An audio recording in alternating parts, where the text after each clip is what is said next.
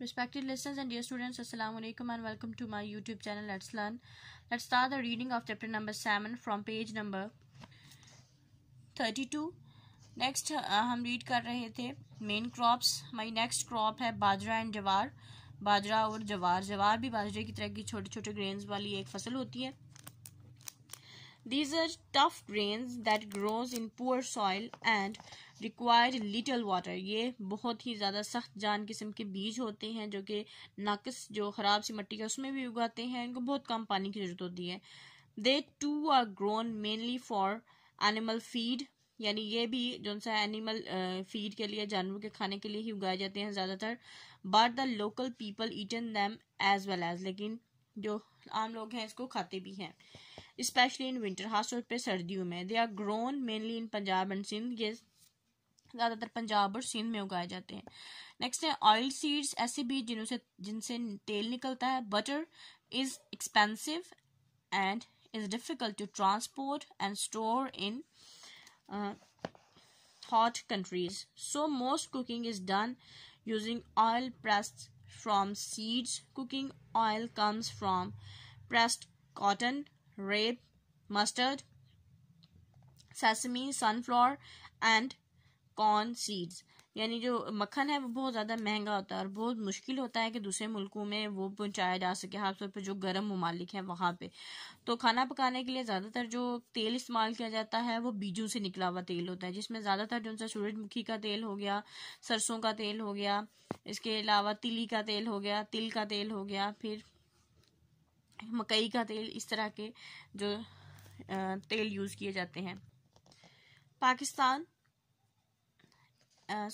these are grown all over the Pakistan, but still more than half of the oil used has to be imported. More people have switched to using oil instead of animal fat and butter, as it is better for their health. Soybean oil, which is imported in, is popular choice.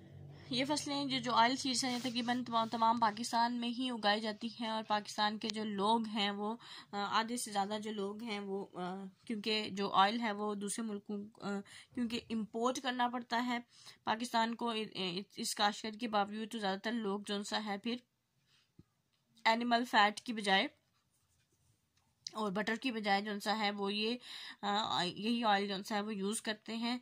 जैसे कि इनमें आम जो imported choice है वो soybean oil है. Next है fruits.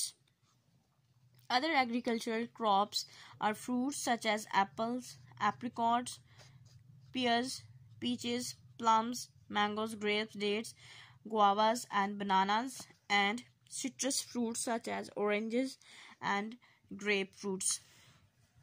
बाकी जो मसनूआत हैं, रही मसनूआत, उनके अलावा जो फल हैं वो भी बहुत अहम हैं. इनमें सेब है, आड़ू है, खुबानी है, इसके अलावा आम है, माल्टा है, खजूरें हैं, अमरूद हैं, केले हैं. इसके अलावा जो सिट्रस फ्रूट है यानी वो फ्रूट जो थोड़ा सा जिसमें विटामिन सी पाया जाता है, यानी थोड़ा खट्टा फ्रूट, इसमें माल्टे हैं और इसके अलावा ग्रेप फ्रूट है वो शामिल है.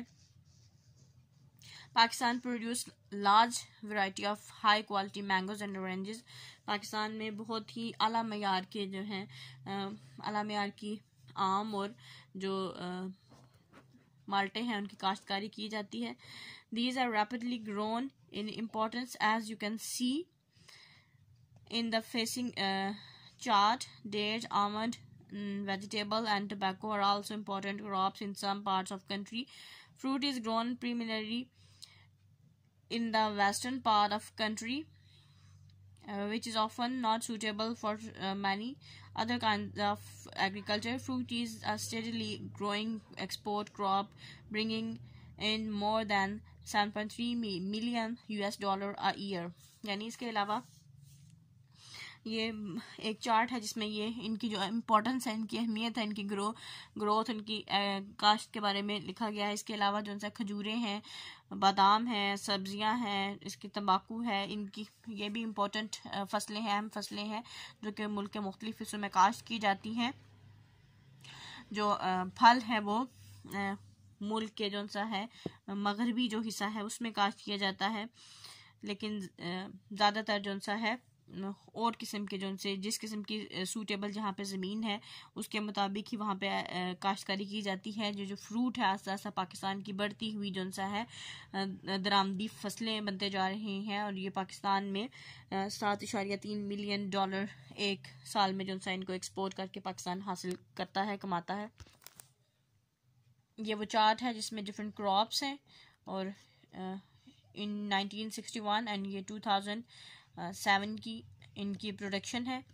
और देन यहाँ पे इंडिया, पाकिस्तान और बांग्लादेश के जो सा है मिलियन टन्स में उसकी कितनी प्रोड्यूस कर रहा है एक फसल। इंडिया, पाकिस्तान और बांग्लादेश, यानी पाकिस्तान 80 मिलियन टन्स राइस काश्त करता है, सॉरी इंडिया, जबकि Pakistan 4.3 million turns, Bangladesh 20 million turns. इसी तरह से बाकी तमाम जो कंट्रीज हैं उनके आगे फैक्शन फिगर्स गिवन है। नेक्स्ट टॉपिक है लाइव स्टॉक, यानी मवेशी पालने की जो सनत, जो हमारे जो एग्रीकल्चर है उसमें एक अहम जुज़ लाइव स्टॉक का है, यानी मवेशी पालना। Animals and poultry are the important part of agriculture in Pakistan, यानी जो ज़राअत है उसमें जानवर और जो बर्ड पालना है वो भी एक अहम जुज़्व है पाकिस्तानी ज़राअत का। Buffaloes and oxen are generally used in countrysides for pulling carts and plows। ज़्यादातर जो भैंसे और बैल हैं वो जो दही इलाके हैं यानी गांव वगैरह है वहाँ पे बैलगाड़ियाँ और हल चलाने के लिए इस्तेमाल किए जाते हैं, उनको पुल करने के लिए, उनको खींचने के लिए। They provide the power for Persian wheel irrigation. ये जो पर्शियन व्हील होता है जो कि आपाशी के लिए यूज़ होता है, इसको पावर देने के लिए यानी चलाने के लिए ज़्यादातर ऑक्सन यूज़ किए जाते हैं, बैल यूज़ किए जाते हैं। They thresh the grain by treading on it, यानी जो होते हैं ग्रेन्स होते हैं, दाने होते हैं, ये इनके ऊपर जो सा चल के इनको जो सा थ्रेश कर देते हैं, दबा देते हैं, इनको प्रेस कर देते हैं। They are a source of meat and milk, ये दूध और गोश्त हासिल करने का एक जरिया है। The skin are made into leather for shoes and sports equipment, इनकी जो खाल है वो इस्तेमाल होती है, इनके जो लेदर है, चमड़ा है, वो इस्तेमाल होता है जूते बनाने के लिए, खेलों का सामान बनाने के लिए, एंड फार्मिंग टूल्स, और दूसरे जो फार्मिंग करने के लिए का जो हथियार बनाने के लिए इस्तेमाल होता है। Buffaloes prefer warmth, so they are usually found in valleys. जो होती हैं भैंसें होती हैं वो गर्म जो इलाके हैं उनको प्रेफर करती हैं, इसलिए ज़्यादातर जो है वादियों में पाई जाती हैं। Cows are harder and they are found almost everywhere. तो गाय जो होती है, जो बैफलो है, वो ज़रा गर्म मिजाज होती है, ज़रा नरम मिजाज, तो इसलिए जो सा है वो ज़्यादातर वादियों में, और जहाँ पे वादियों में जो मौसम होता है वो थोड़ा गर्म होता है तो वहाँ पे पाई जाती हैं। जबकि जो गाय होती है वो थोड़ी सी सख्त जान होती है, वो हर किस्म की जगह पे, हर किस्म के एटमॉस्फेयर में रह सकती है, और वहाँ पे तकरीबन हर जगह पाई जाती है। Camels are widely used in Sindh and adjoining areas of Balochistan for transport. जो ऊँट हैं वो बहुत बड़े पैमाने पे सिंध और इसके जो मुल्हिका इलाके हैं बलोचिस्तान जैसे कि वहाँ पे ट्रांसपोर्ट के लिए, ज़राए आमदरफ्त के लिए इस्तेमाल होते हैं। Sheep and goats are found almost everywhere providing wool, skin, milk and meat. जो भेड़ और बकरियां हैं वो भी तकरीबन हर जगह पाई जाती हैं, ये हमें वूल देती हैं, ऊन देती हैं, इनकी खाल प्रोवाइड करती हैं अपनी, इसके अलावा इनसे हम दूध हासिल करते हैं, गोश्त। Almost every home in the country side has poultry. तकरीबन हर वो घर जो देहात में होता है वहाँ पे कोई ना कोई बर्ड पाया जाता है, कोई ना कोई मुर्गी पाई जाती है। Which cost little to feed, यानी बहुत कम लागत आती है इसको खिलाने पिलाने पे। And provides eggs and meat, जो कि हमें फिर अंडे और गोश्त मुहैया करती है। 463,000 tons of poultry were eaten in 2006, and as well as an amazing 9,057,000,000 plus eggs, including the one you had for your breakfast। यानी तकरीबन ये जो पोल्ट्री का जो गोश्त है यानी जो मुर्गी का गोश्त है वो तकरीबन 463,000 टन 2006 में खा दिया था। और इसी तरह से जो अंडे हैं वो 9 बिलियन और 57 मिलियन प्लस अंडे जो से हैं वो खा दिए गए, और इसमें वो भी शामिल है जो आपने नाश्ते के लिए खाया है कभी। Livestock farming is an important occupation in the bigger South Asian countries. ये जो मवेशी पालने की जो सनत है वो बहुत अहम है, खासतौर पे जो जनूबी एशियाई ममालिक हैं वहाँ पे। India has a very large number of heads of cattle. India में बहुत बड़ी तादाद में जो है मवेशी मौजूद हैं, about as many as Australia. और इसी तरह ऑस्ट्रेलिया में Argentina and USA together, America और अर्जेंटीना मिला जुला के बहुत ज़्यादा जो है मवेशी पाए जाते हैं। The majority of Indians is vegetarian, so life stock is reared mainly for dairy products and for wool from sheep and goats. ज़्यादातर जो इंडियंस होते हैं वो वेजिटेरियन होते हैं, यानी गोश्त खाना पसंद नहीं करते। तो जो लाइफ स्टॉक में ज़्यादातर जो सा है डेयरी प्रोडक्ट्स जो सी हैं वही बस उनको वो हासिल करने के लिए पाला जाता है, यानी दूध वगैरह के लिए या उसकी ऊन के लिए पाला जाता है जो भेड़ों और बकरियों को। Cooperative dairy farming in India has encouraged proper rearing of cows and बैफलोज।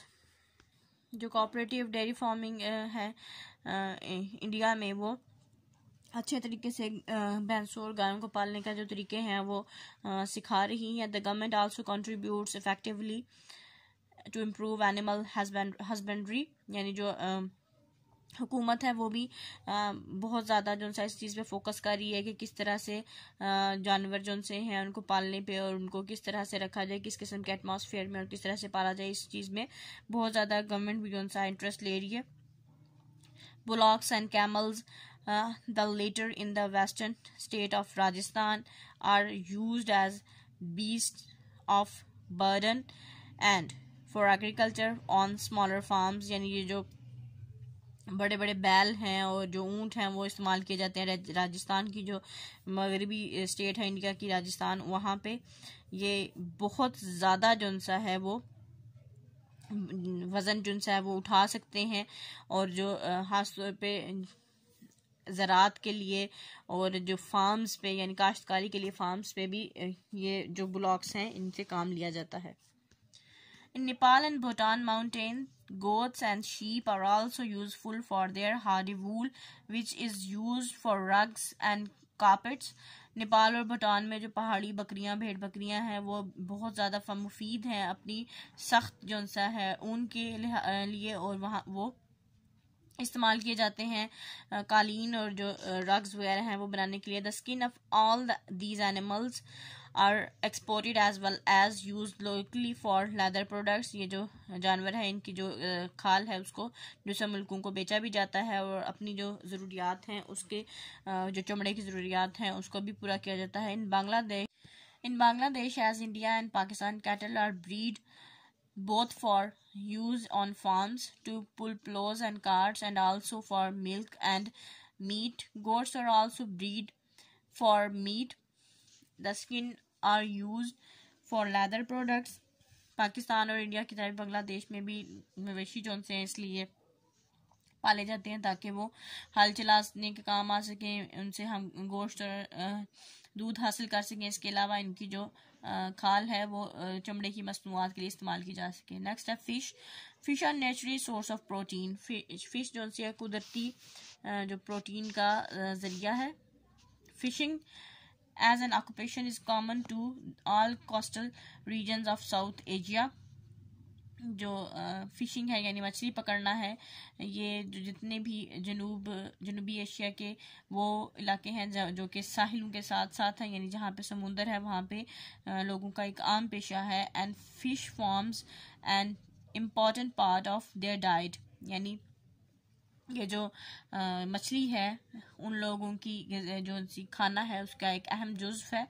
With improved fishing equipment like trawlers using huge nets, sea fish are becoming more and more scarce, यानी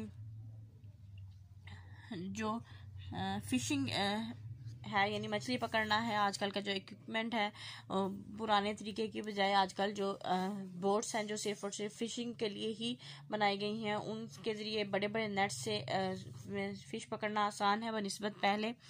और अब जो सा है जो दरियाओं में जो मछली पकड़ना है, समुद्रों में जो मछली पकड़ना है, ये बहुत ज़्यादा पेचीदा होता जा रहा है। Today fish are being farmed like chickens in huge cage floating in the sea or in ponds or on the land, यानी आजकल जो सा है जिस तरह से मुर्गियां पाली जाती हैं फार्म्स में, उसी तरह से मछलियों को भी पाला जाता है। या तो उनको जो समुंदर है उसके बीच में ही जो सा पिंजरे लगा दिए जाते हैं और वो वहीं पे उसी एरिया में तैरती रहती हैं, या फिर ज़मीन पे कुछ तालाब बना के वहाँ पे मछली रखी जाती है।